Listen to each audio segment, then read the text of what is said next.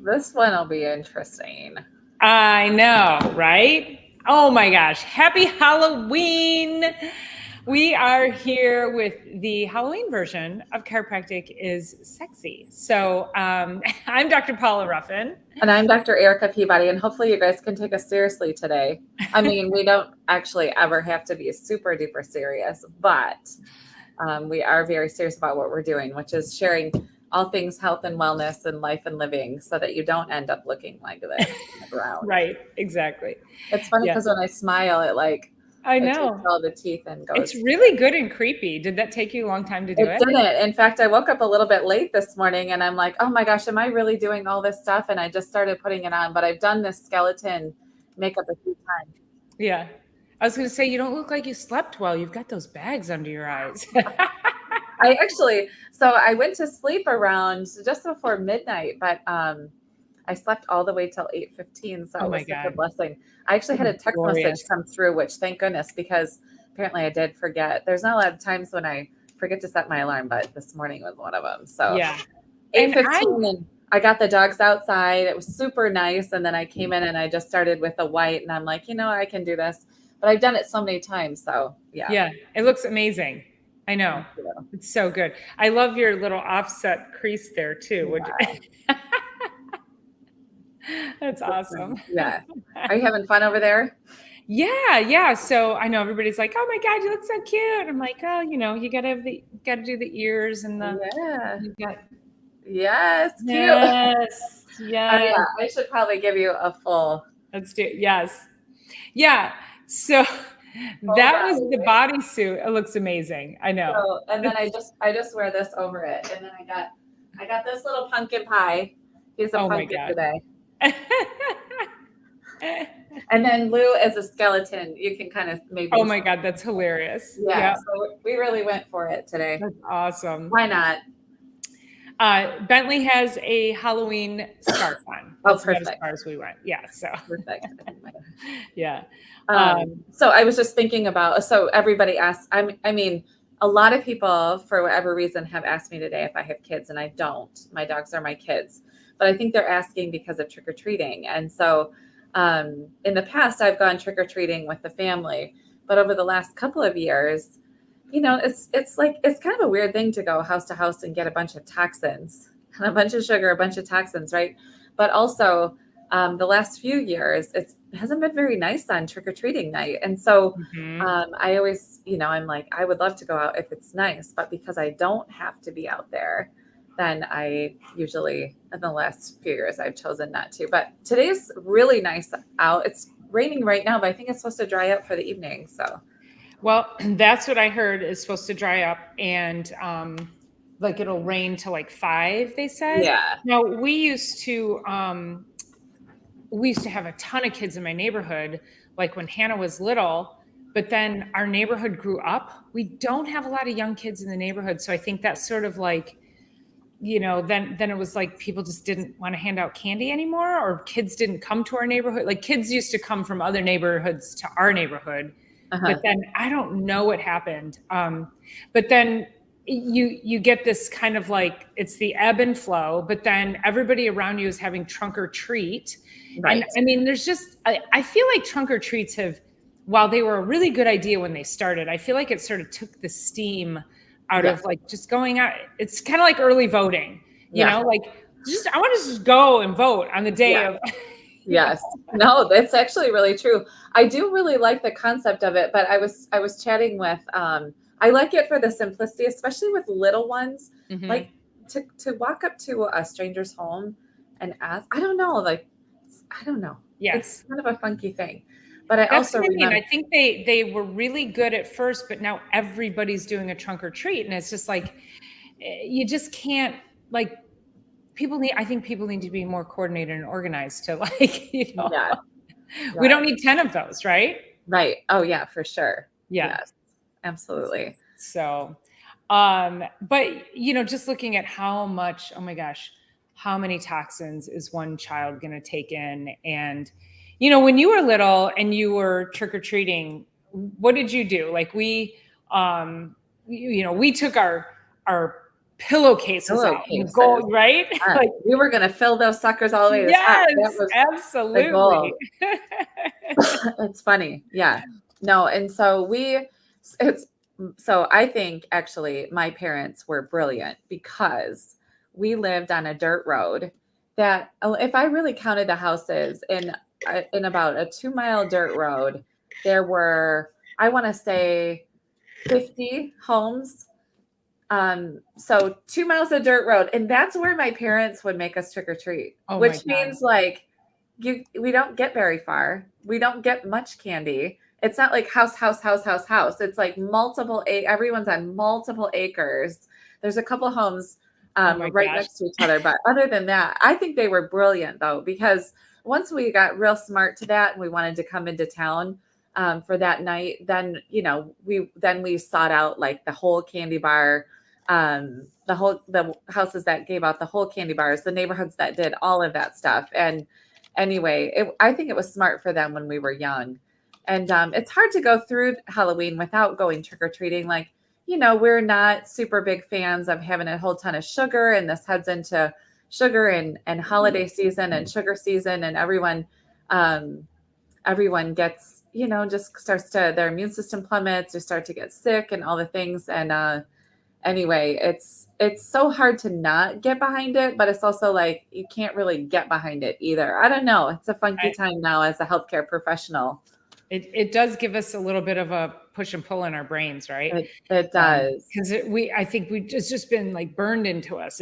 There's so much fun and trick or treating and candy, and we would go get the candy, and then of course we would sit down with it, and I'd pick out my favorites. And I was always the weirdo kid that I wanted anything with coconut. So, and my friends hated coconut. So I was like, give me your Almond Joys and your Mounds bars.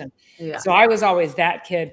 And then I didn't like, you can have the Twizzlers and the gummy bears and all of that stuff. Like if it was chocolate, I wanted it. Butterfinger. Yes. But then we'd eat a couple of pieces, and then it would just sit. It would just sit. And the same thing happened with my daughter. It was like, she would eat a couple of pieces, and then it would sit in a bag and it would somehow end up at the back of the pantry. Mm-hmm. And then several months later, I'm like, what is this? Oh my God. And then you end up throwing it all away anyway. All away. I know. I didn't save it for the next year. I know. I didn't even buy any this year. We usually there's an event in town called the Event So Good It's Scary, and people kind of bounce or bop around from 1 to 6 for and into the different businesses. But I'm on the podcast at 1:00, so I can't do that. I don't want my team hanging around just to pass out candy. Nobody's out and about anyway. And that's what happens is we are 1 block away from like the main drag where all this stuff happens, and where town, when things shut down for like not carnivals, but different events and such, it's 1 block away from me. I'm in the very center, but like the action is 1 block. And so I would end up buying this candy for it, having to be here from 1 to 6, but then also ending up not having a lot of people in, and I would end up with all this candy every year, the stuff I didn't want to buy anyway. So this year when it came around to be able to do that, I'm like, you know what? I have apples on the front desk. And, if we have trick-or-treaters this afternoon, or anyone shows up with costumes, or they just simply want an apple, please feel free to take an apple. But I don't know. I'm kind of over it. And I took a picture this morning. I've already have my Christmas tree up at home. Christmas trees. I have 6 big different sizes, but I was not feeling that great last weekend. And I just had a lot of extra time on my hands, and I knew I needed to just kind of sit still, but I don't sit still very well. So I was sitting with my coffee cup. There's a Christmas tree behind me, and I'm sitting like this with my coffee cup. It's on my Facebook page. I love it. It was so good. I know. I'm like the contrast here, but really I normally don't put my trees up so early, but we have some events that happen right at the very beginning of December. So I'm like, you know what, instead of waiting until Thanksgiving when everything else goes wild, actually November gets pretty full. I'm just like, let me just put them up. I have the time to do it. And I love it. They're just white lights, just lit by white, and so beautiful. So, well, and when you think about it, we only get, really 4 weeks, 5 weeks of Christmas and holidays. So I'm like, I started putting all of my stuff up early, like the week or two before Thanksgiving, Mhm. because we had been traveling a lot over Thanksgiving holiday, and we traditionally go on the Friday after Thanksgiving, like the next day, and we get our tree. And so then I was spending the whole weekend putting up all the decorations and the tree and all the things. So then I realized, wait, get everything up before then. Then on Friday, we go get our tree, and then Yeah. that's all I have to do. Then it's done, Yeah. and then kind of feel like you get the extra weekend out of it. Yeah, for sure. It's funny because with the year of COVID, so 2019, the holidays, I had just had heart surgery right before Thanksgiving. And so I did put just my tree up. I don't think I put any ornaments on it, but I left that tree because once it got after that, I was like, I kind of like it up. It Mhm. brought so much white light and joy into my home. I actually left it up until June. I, that's awesome. June. I love it. Christmas in July. I was Nothing like, I wrong may with as well leave that. it up at this point. I did end up taking it down, but Yeah. it's just a funny thing. I was we don't have any particular, do you have a topic you want to chat about? I was thinking, especially wearing a skeleton, I was talking to people or somebody 2 days ago, one of the patients, no, it was just yesterday. And I was talking about how we use the bones, but we're actually accessing the nervous system by the bones. Like everybody thinks chiropractic and they think bone doctor, like we're some sort of specialists on bones. And although we know the bones and the anatomy and the structures and how they're working all together or not working together, and we're using bones to, move and release and all that, it's actually we're nervous system specialists is truly what we are. Like the nervous system travels through our spine, and this is actually my sternum, but if I turned around, my spine, and then it goes down and comes out between the bones. So we use the bones, but truly we're nerve system specialists, and just making sure that all of your lights from the inside out are on full blast. So I was just thinking about that because chiropractic is so related to bones, but really it needs to shift a little bit. And I think getting people to understand that the nervous system is so critical that it is encased in bone. Yes. That's Oh yeah. really right. Is that the if we don't encase our nervous system in bone, we're dead. Yeah. Oh my gosh. So, Yes. it's critical that we look at that, and also to understand that's why we're strategic about Mhm. how we adjust people. Right. And I don't want to really throw shade on other chiropractors out there, but a lot of chiropractors are not strategic. They're very general. A lot of times, your DO, your physical therapist, they'll take a weekend course to understand how what we call just rattle bones. That's not actually improving the nervous system.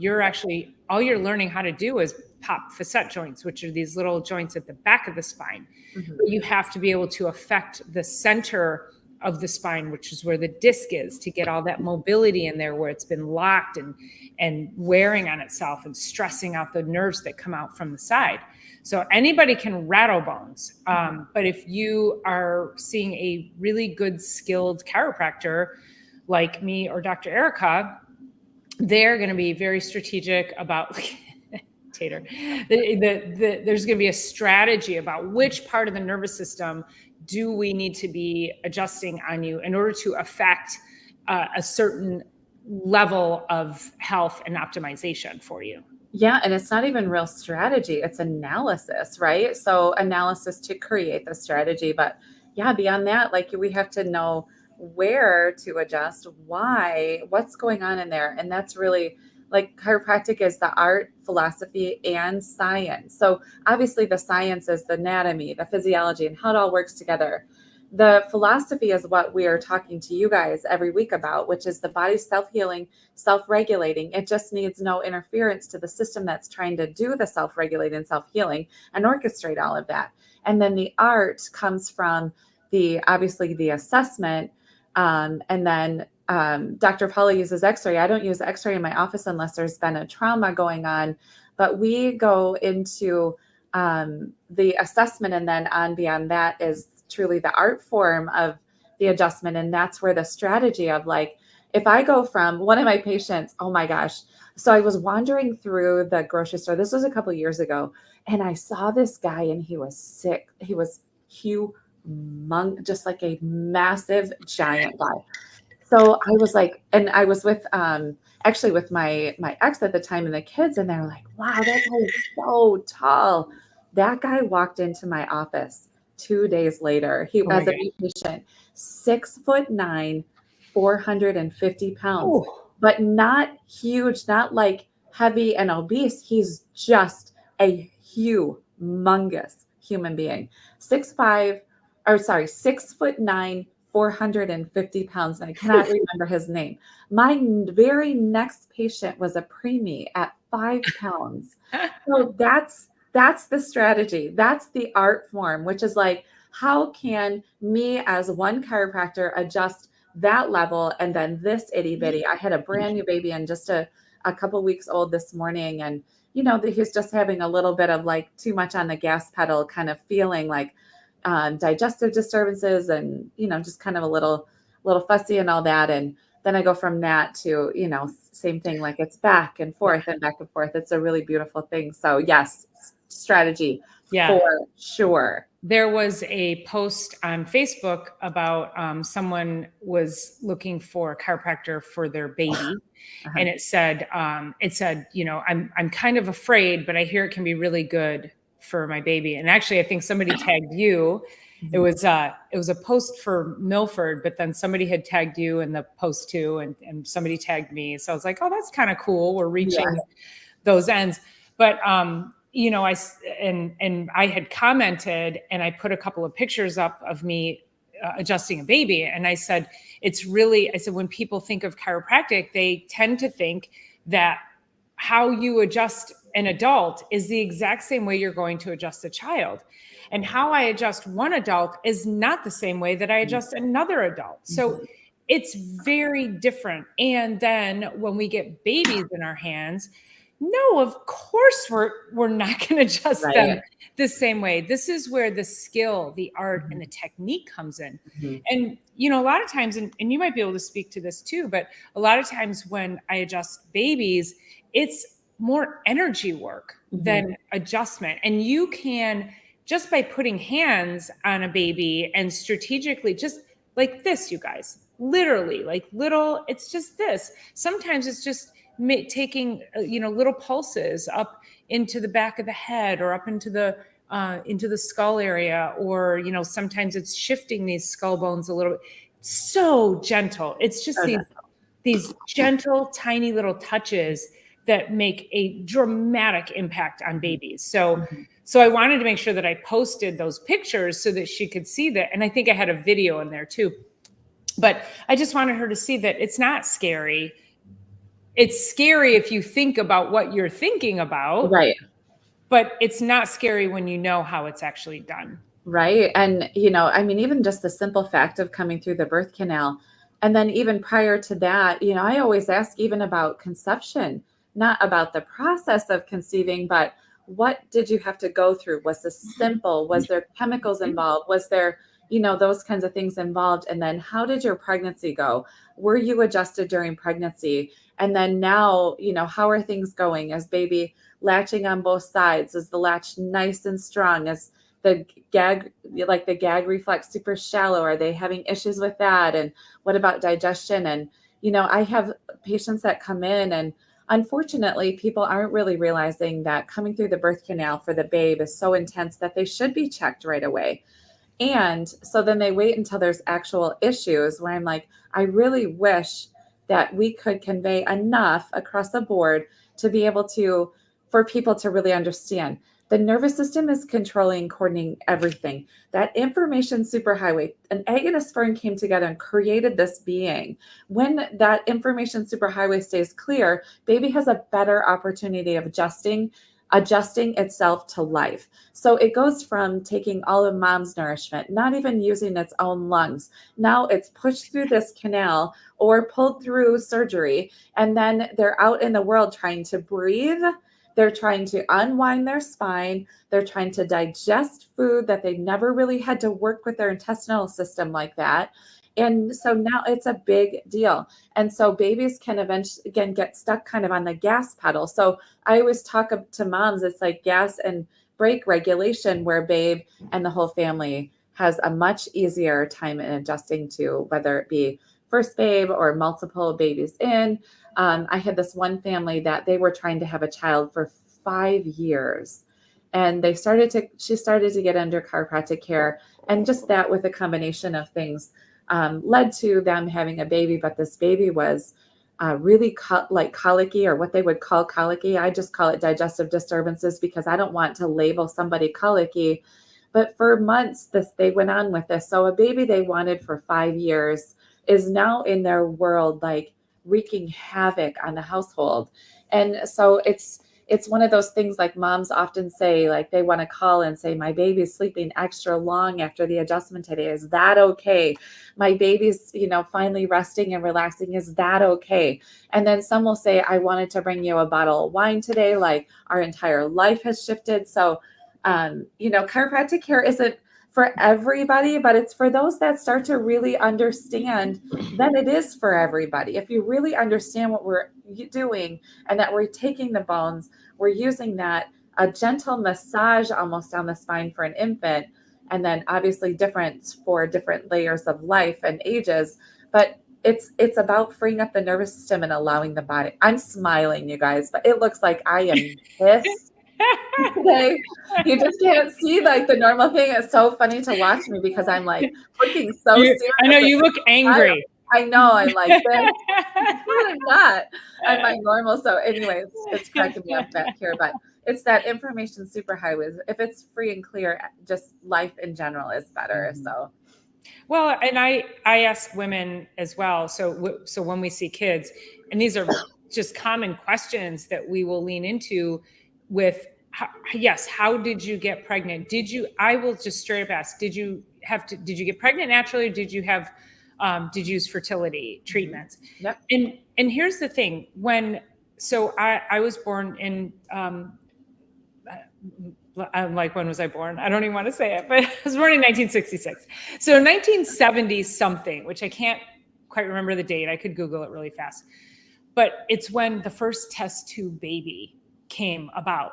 And you guys, I am not sure why I remember this so vividly, but it was so controversial. I mean, people were insane about it, and they could not believe in a test tube baby, and that's horrible, and it's bypassing God, and whatever you wanted to think about it. But I just remember there being this intense controversy around a woman conceiving, a woman carrying a child who'd been conceived in a test tube. And this was like, and there was this taboo around it. And then I remember when the kid was born, and then they still were kind of attacking them. And then there were stories about the kid, like he was called the test tube baby. He was called that, he was ground zero for test tube babies. Well, look what that did for people who couldn't conceive. Right. However, why is it that so many people can't conceive? We don't stop to ask ourselves that. We have normalized fertility treatments for pregnancy. We have normalized that. And that's not okay, because what we're trying to do as chiropractors is optimize how the body is supposed to function and regulate. And whether that is through food, movement, environment, sleep, get rid of the toxicity, get your adjustments, drink your water, all the things. But we have an epidemic in our world today where we have low sperm rates, we have low fertility rates, literally 50% of where they were 50 years ago.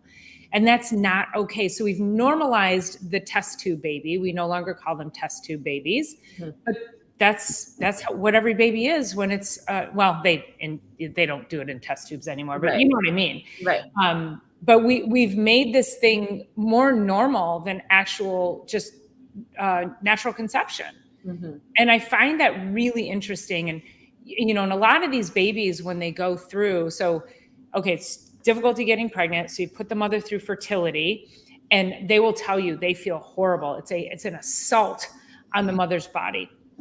So then they have the baby, and many of them end up in C-sections because they do multiple ultrasounds, weekly, monthly, whatever they do. That's so much damage on the baby. It's damage on the mother. It creates a whole slew of health issues beyond after baby's born.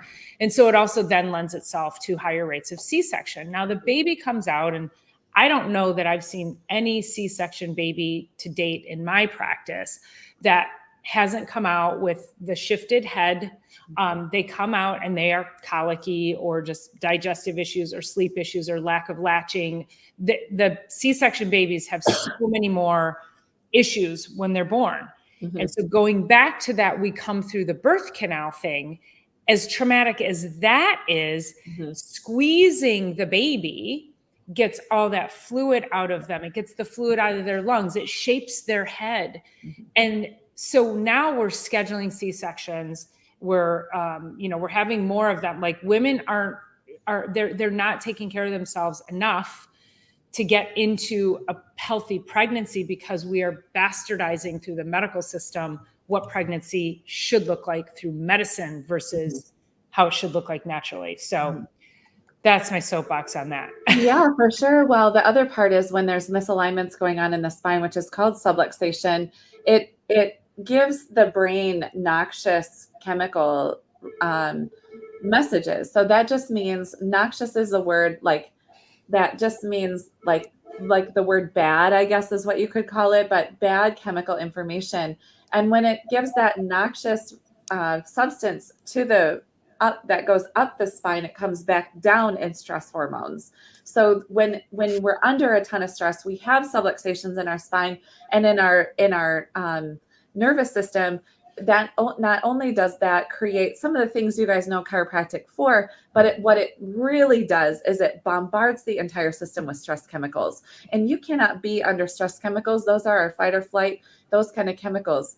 It's the road rage. It's all of that stuff. Like a baby doesn't want to grow in that kind of environment. So it's difficult to be in that high stress mode and then also be able to feed, breathe, rest, digest, and be in that parasympathetic mode that helps us evolve and grow and be healthy and well and all the things. So anyway, it's one of the greatest parts about the adjustment is it starts to reduce the amount of stress, systemic stress in the body and allows the body to get to a place where it's naturally going to conceive. I mean, we're designed for that. So what's standing in the way? And, I think right now there's the fertility treatments. I don't know when they start with them. I don't know if it's like, we've been trying for 2 months, or I don't know if there's like a limitation there where they start to intervene with the chemistry changes, but it is pretty traumatic, chemically traumatic to the body to go through that. So if we can just start to figure out ways not only to regulate only through adjustments, but it's meditation, yoga, just having time, setting your phone down, like doing some things that help to increase the relaxation response in our daily lives, but also eat well, move well, think well, rest, all the things that we always talk about too. So anyway, well, we've got to start with the hormone disruptors, and we have to start with that when kids are little. Yeah. So I think we all, okay, so I'll just make an assumption. So moms are really cognizant of buying all the baby stuff, the baby lotion, the baby wash, the baby this, the baby that, and because it's unscented, but mm-hmm. it's not, that does not translate to no chemicals. A lot of times the chemical free stuff, it just has more chemicals in it to negate the smells and the scents. And they still have these what are called hormone disruptors. So we're putting these hormone disruptors on our babies, and then they are growing at a rapid rate and trying to do all the things, and their hormones are just, trying to get them to regulate life. Uh-huh. So then we're putting on this stops, it's like you're saying, it's like trying to hit the gas while you have your foot on the brake. Mm-hmm. So then as we start to get older and, and then let's say mom is, let's say we burn candles in the house, or we have Glade plugins, or there's air fresheners, and our shampoos, our conditioners, our toothpaste, with all of those hormone, fluoride's one of the biggest hormone disruptors on the planet. And yet we have fluoride in our water, we're putting it in our toothpaste, and we're just adulterating ourselves from the very beginning. So then we have young girls who are getting their periods when they're in elementary school. They're growing breasts when they're in 3rd grade. This is not okay. This is, again, it's a complete assault on us as humans.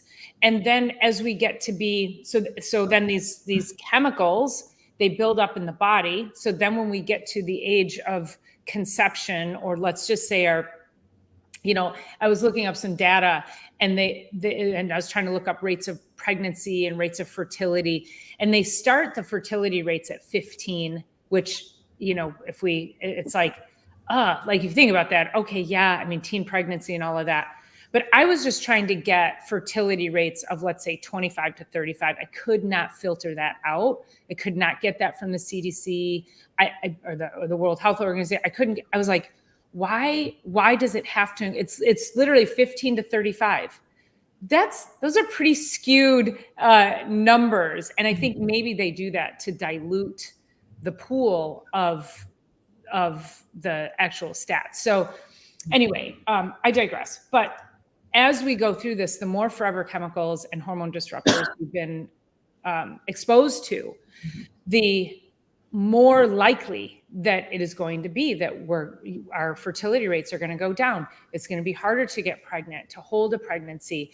And then if we do, then how healthy is the baby? How healthy is our pregnancy? Are there, and then the cycle just keeps going on. Mm-hmm. So paying attention to this from the time our kids are young, so that you help those kids grow up to be healthy adults. Mm-hmm. That is so critical. We have to get rid of all this environmental garbage, or else it's just going to keep us in this loop of, population decline. Mm-hmm. Yeah. There was a patient in a couple of weeks ago, and her daughter isn't under care, but she was, of course, when something is going on with the kids, the parents are in, stress and overdrive mode. And her daughter at 5 years old just all of a sudden developed, what'd she call it? Let's see. Nephrosis syndrome. Really? Which is, yeah. Just how old was the daughter? 5. Just out of nowhere. They're super healthy family, just out of nowhere. And I didn't go into further, but we're just, all of a sudden now this child has to go into the hospital for a couple of days. They diagnose her with this, and now she's 5 and she's going to be on steroids for there was like an indefinite amount of time. And we as healthcare providers and just helping help families be and stay healthy, the kidneys are not my specialty. I'm a specialist in what I do best. But we do have to start to look around when something like that comes up. And like Dr. Paula said, we're exposed to so many things, and it's not like we can clear out our environments completely of all the things that have built up in our systems and all of that. But what we can do is go back to those 6 things that we talk about all the time, which is just making sure that we're eating well and moving our bodies and handling our stress and all of that. I actually have I started a new patient on Tuesday. She's really gone over and above with her health. She wants to get back under chiropractic care. She wanted to change offices. She's gone over and above, but she's going in for a procedure this Friday, and she's cleaned up her diet and she's cleaned up all of this stuff, and her health is back on track. She just has to. She had a big enough diastasis recti that they're going into like suture her belly back together. Her daughter's 7 now, but she just has never been able to gain integrity in the core. So she has constant, low back issues and pelvic issues and stuff like that. So anyway, prior to meeting me, she's already had this scheduled. She brought in I forgot what she's taken, a stool softener of some sort. So she's reading the ingredients of this stool softener because they're going to put her on narcotics to help with the pain on the other side. So they want her bowels not cleaned like what's it called? Colonoscopy? Yeah, not cleaned out like a colonoscopy, but softened. So when she gets these meds in her system to help with the pain, that her stools are moving. So she's takes her phone like this, and she's like, would you read the contents on this? So it was like blue number, blah, blah, blah, red number, blah, blah, blah, some sort of titanium something in it. Like it was this long list of poisons. She's like, I called my doctor and like, I've done enough work to know better about what these things are. And she's like, I don't want to put this in my body after I did all that work. Plus, I'm going in to stress my body out. So I don't want this stuff in it to start with. And so anyway, her surgeon actually called. She said, I'm expecting a call from the surgeon. So if they call, I do have to answer it, because she said, I just put a call in about these products. Like, I'm not putting this in and annihilating my body with toxins before the procedure even happens. And also all that stuff she'd have to detox afterwards. I'm like, that is crazy. How about like the Senecot tea? And that's what we said. And so on the phone, I was chatting with the surgeon as well. I said, what about like a Senna supplement, or like there's so many like smooth move teas. Like there's so many options out there. You don't need to put red numbers, blah, blah, blah, blah, blah, and blue numbers, blah, blah, blah, blah, blah, in this heavy metal, whatever that was, in order to soften your stool. So I said, you are asking some of the greatest health questions. And she's like, I've become an advocate for my health. And I said, yeah, my patients come in and they ask me all the time, why do I have to go search this out? Why did I have to go find this answer, this answer, this answer, this answer? And here's why, because it's your own body. And yes, we would love to have blind faith that what they're telling us, and at our yearly physicals or whatever you're doing with your body, that's true and right and easy and the right thing to do with the body. But we have to keep asking the questions. And I'm so grateful to be a resource inside of the chiropractic profession, like to be a chiropractor for you and your family, but also to be that place where you go and you're like, what about this? Like, what happens with that? There was another great question the other day, and I was like, yeah, let's not do that. Well, that is such a common statement. It's why didn't my doctor know this? Why didn't my doctor tell me this? And, you know, most of the time your doctors are for crisis care and they're not for health and wellness care.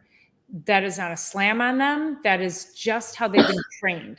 Right. Medical doctors are, and DOs, anybody in the medical field, they are trained to look at a process in the body that is diseased, and then they are trained pharmacologically. How do we match a drug to that disease? They are not trained on how the human body actually is supposed to function from an overall health optimization perspective. They're trained to say, this is broken and this is the pill that treats it. The pharmaceutical companies fund these universities.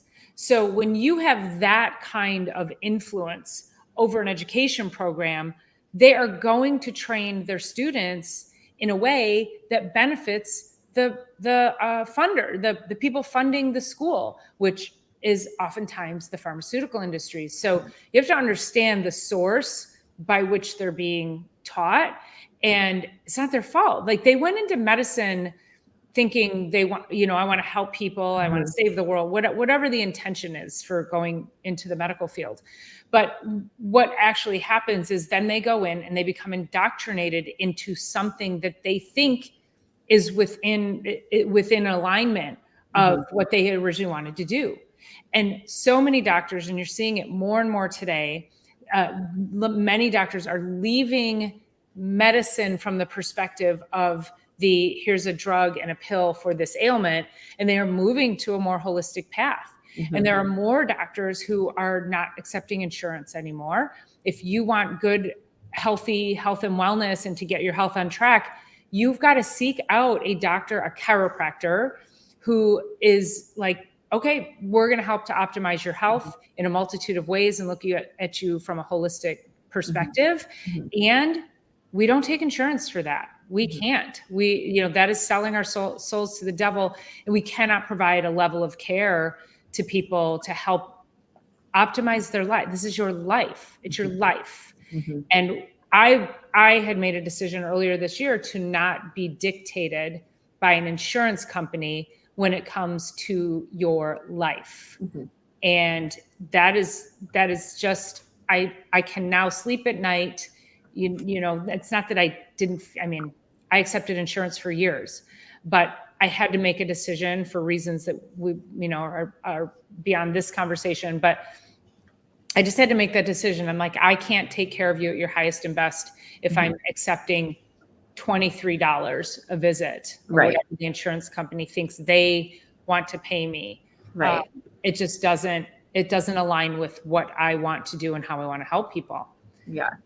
Well, it's interesting. I just got I know you practice with functional medicine, but I just have my results right here actually that I just got in yesterday, which is I had a blood draw, and then, we're looking at the chemistry of how the blood is showing up in black and white numbers.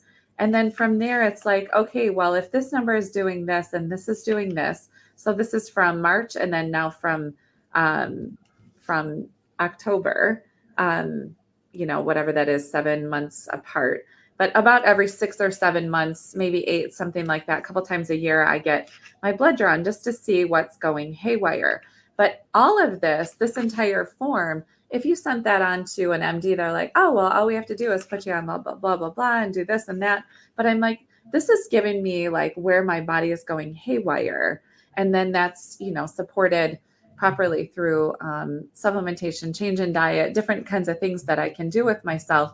But that's how we choose to look at our health and wellness. And obviously, you can reach right directly out to Paula, or, we have resources for all of this stuff to really help you optimize. My favorite statement, and I'll say it over and over and over again, is a patient's reason for entering care. He said, I want my health expectancy to match my life expectancy.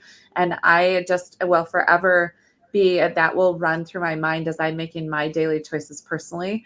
And then while I'm helping patients along the way too. So it's like, what can we do now to not only improve our health today, but also to add years to our life to our years, and years to our life, but life to our years at the end of life. So, and chiropractic, I mean, neither one of us go more than a week without getting adjusted. It's just not in our wheelhouse. And when we have all these different kinds of challenges going on all the time, then the nervous system is either wired and on that high buzz frenzy, or it's regulated and helping to regulate and adjust and assimilate each day. So anyway, I had that conversation with a patient of mine.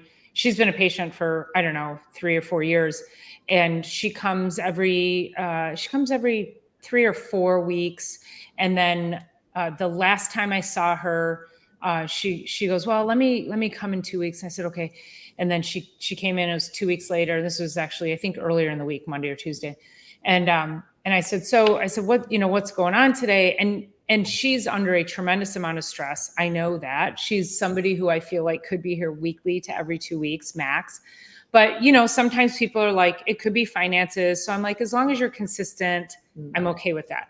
But then when she came in last week and she said, it's no better from the last adjustment. And I said, it's been 3 weeks. And I said, so we've now officially, and she had to miss a couple appointments. So she went like 6 or 7 weeks. Yeah. And I said, we're behind it now. And I said, we have to increase your frequency to get ahead of it. And I said, we either need to be at it, meet it, or be ahead of it. And I prefer, based on your level of stress, that we stay ahead of it with your adjustments, because what happens is we adjust you, but then you guys like, okay, let's see if I can do that. Okay, right. So these are your adjustments, and this is your stress level. Right. And then the more adjustments you miss, the bigger the gap there is. So no, you're not going to feel it improving. You're not going to feel like you're making progress, because we're now so far behind it that we have to catch up. So then, so she came in Monday, and I said, come in Thursday and next Monday again. She was like, okay, great. So she came in today, and then right before she was leaving, she's like, oh my gosh, already I feel the difference by adding that second adjustment. Yeah, for sure. Like, yeah, we can't. So many people, they want to be on a wellness put me on wellness for chiropractic once a month, once every 3 months, whatever. And I have people who think that it's some in the box kind of a program, and it's not. It's what is it for you? Is it weekly? Is it every 2 weeks? I personally am like, I don't think anybody should go more than 2 weeks based on our world. Yeah. But it's having to stay. If you are feeling like your chiropractic care isn't helping, you are probably not going often enough. You need a different strategy. And sometimes all it takes is a couple of extra, and then you can go back down to whatever you feel like you might need, So begun to get adjusted once a season. What does that mean? So 4 times a year? Oh my gosh. We're not laughing at you, but yes. Oh my gosh. Once a season is not enough. No, not even close. And I've been telling my patients, especially, I just have had a huge reactivation. It was like from anywhere from like 18 months to 2 years ago. Like there's a group of patients that for whatever reason, it's hard to know, why people do what they do with their time and their whatever they're doing with their adjustments. And there was just this huge reactivation happening. Like people are they're getting to the place where they're like, I just don't want to be compromised like this. And I know that the chiropractic adjustment is really where the magic is, where there's a lot of magic there. And so it has been really great. And it's always my office is always a place where I'm going to set you up on a plan. Let's stick to that. If we don't, you can still land back here when you finally realize that the plan that we had suggested initially is going to be the plan that's going to actually get you there. Like I'm here for it, whatever it takes. And I'm here for it. So anyway, this hour has 45 minutes has absolutely flown by. Yeah, I don't know what just happened. So anyway, be safe out there tonight. Don't eat too much candy. Just send it off, throw it out, do whatever. Go get an adjustment to offset all the toxicity. Yes, for sure. Drink a ton of water, get out there and enjoy the evening. It's a really, really fun holiday to just, have some joy and have some fun. It was so cute. This little girl says to her mom, she's like, Mom, what are you going to dress up? Or grandma, actually yesterday, Grandma, what are you going to dress up as for Halloween? And she's like, well, I don't know. She's 5. She says, just pick something that you really love and dress up like that. And I'm like, oh my gosh, it's so sweet. Just pick something you love and do that. Well, when my daughter was little, she said to me, Mommy, you should dress up as Wonder Woman for Halloween. And I said, honey, I'm Wonder Woman every day of the year. So that's yeah. All right, you guys. Have a nice week. Have a wonderful Halloween. We'll see you Sunday for Sunday Night Live and right back here next week. All right. Have an amazing evening. See you.